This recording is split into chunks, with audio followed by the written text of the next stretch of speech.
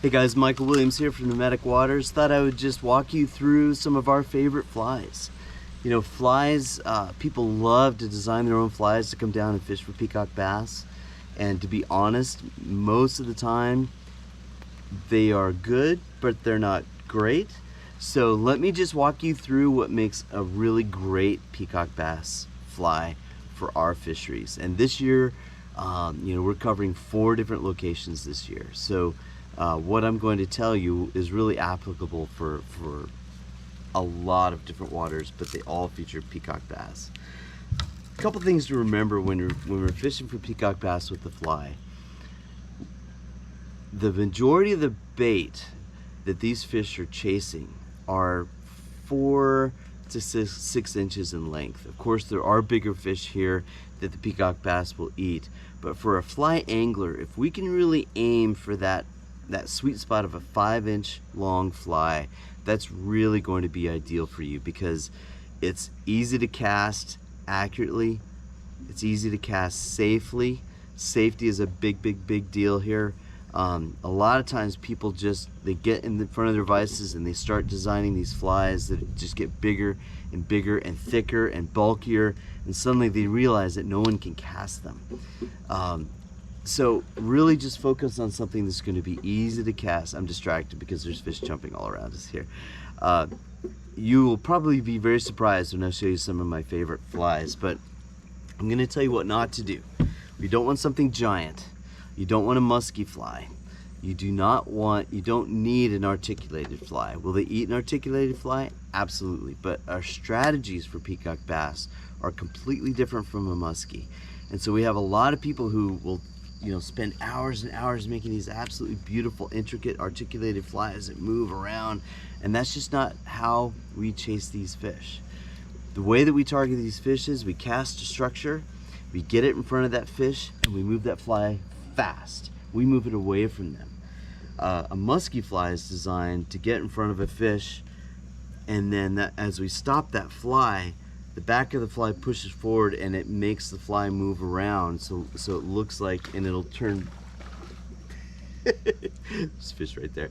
It'll turn in a profile so a muskie can eat it this way. That is not how peacock bass eats. Peacock bass will come up and open their mouth, and it basically sucks that bait fish right in, or he'll come up and do a kill hit. And so we need something that can move fast, that we can actually bring in fast without turning sideways. These points are very important. But the single most important thing for me as an outfitter, number 1 priority, is that a customer can cast it safely. And I know you're thinking to yourself, yeah, I can throw it and cast. Look, I have industry people come all the time who can't cast these flies. I mean, I had a fly line designer, been in the industry 27 years, and he can't cast the flies that he brought. So it's not just you, it's just we're more accustomed to throwing a hopper on a 6 weight than a popper on a 10 weight, right? So I just really want you to think about your experience, what your sweet spot is, where you're the most comfortable with the size of the flies and the size of the lure, size of the rods that you're casting. So enough of that. A lot of times people think that we need something with tons of flash, bead chain eyes. This is a flash tail whistler, and of all of Umpqua's flies, this is one that I would buy. There aren't a lot in their jungle selection that I would buy, but this one I would fish. We caught fish on this yesterday. It's fine. Again, I would put this more in an experienced caster's hands just because of the extra weight. These really hurt when they hit you in the back of the head, and as a guide here, that happens. But what I love about this fly is the action with the bead chain eyes allows it to do this if you need it to, but you can run it very fast and it'll run straight and true. It's not going to turn and spin on you. A lot of times we will cut 2/3 of this flash out. This is just completely wasted material. But you want a little bit of flash, but not a lot. A lot of flash just attracts piranha, and then it cut your fly in half, then you've lost your fly. Good colors, red and white is good. Yellow and peach or yellow and red is great. in any of these flies. That is just that's a trigger color combination for these peacock bass. But I might surprise you, a lot of times people just overthink their fly design, and I'll tell you, if I had one fly personally for peacock bass, it's just something as simple as a perfectly tied half and half. What's beautiful about this fly is it's extremely easy to cast, it's easy to tie. These fish eat this fly like candy. I personally just love white. A lot of times I'll get a red magic marker, put a little red on the tail because it matches a particular bait fish here. But if you're a fly tire and you want to tie a bunch of these, literally you could tie a box full of these in different colors. You'd be fine the whole trip, honestly.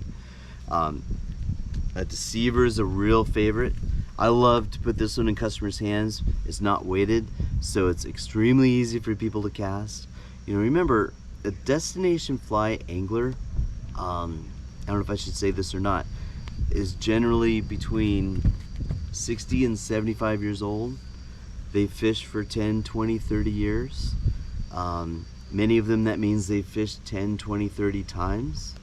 So they have great aspirations, they have great high expectations, and we will do everything we can to meet those expectations, but it's just a really tough environment for them to come and cast big, heavy flies. I put a deceiver on their rods and it just flies like a dry fly. You know, this on a 9-weight is cake, and I love this fly. So for the Watuma here and the Rio Negro, the chartreuse and white is killer. All white is great. Again, if you're tying your own, I would absolutely do yellow with red, or yellow with a dark green would be great. There's one fly that's almost always on my rod, and that's an EP Sardinia fly. Again, it's very, very thin. It's extremely easy to cast. You see I put a little red on the tail there. And this is a big fish fly. This is a numbers fly. I love this fly, and it's designed for rooster fish in Baja, Mexico, but I love this fly. Another good color combination, this is a baby Dorado with the red tail. Usually the red tail will last about an hour or two, and then a piranha will lop it right off, but it'll still work just fine. It's a little bulkier in design, but it still gets just catch a ton of fish. This is a killer color combination. If I were to look at our records and see what single fly has caught the most fish and the biggest fish, in the past 2 years, it has been without a doubt the Amazon SP. We've got it in a couple different colors, but this one is in the chartreuse. There's another with a real kind of a peach colored head, and that one has been absolute money. This one landed 2 fish over 80 centimeters last season. So you're thinking to yourself, wait a minute, you're telling me a giant peacock bass will eat this thing? You know, a 10-pound peacock bass, I could put both hands into its mouth. That's how big their mouth is. But this fly is killer because it's brightly colored, but the most important thing is, here comes the rain, the most important thing is, customers can cast this. It weighs nothing. They are super accurate with it. They're very, very confident with this fly. You look at the guides' rods at the end of the day, and you just can see all the customers' rods and see what the guides have put on them. 9 out of 10 have this fly on it. So there's a reason why EP is sold out of these this year. Is because I bought every one of them, and I have a standing order. If they have another $500 worth, I buy them because these catch fish. So, hope that wasn't too long-winded. I hope that helped you just in fly design, and if you're looking to buy your own. And just, you know, always know you can always email me, call me, message me, let me know if you have any questions. We're happy to help. It's probably time for me to get out of this rain. Thanks so much for your time. Thanks again. I'm starting to make you sit in the rain. Woo!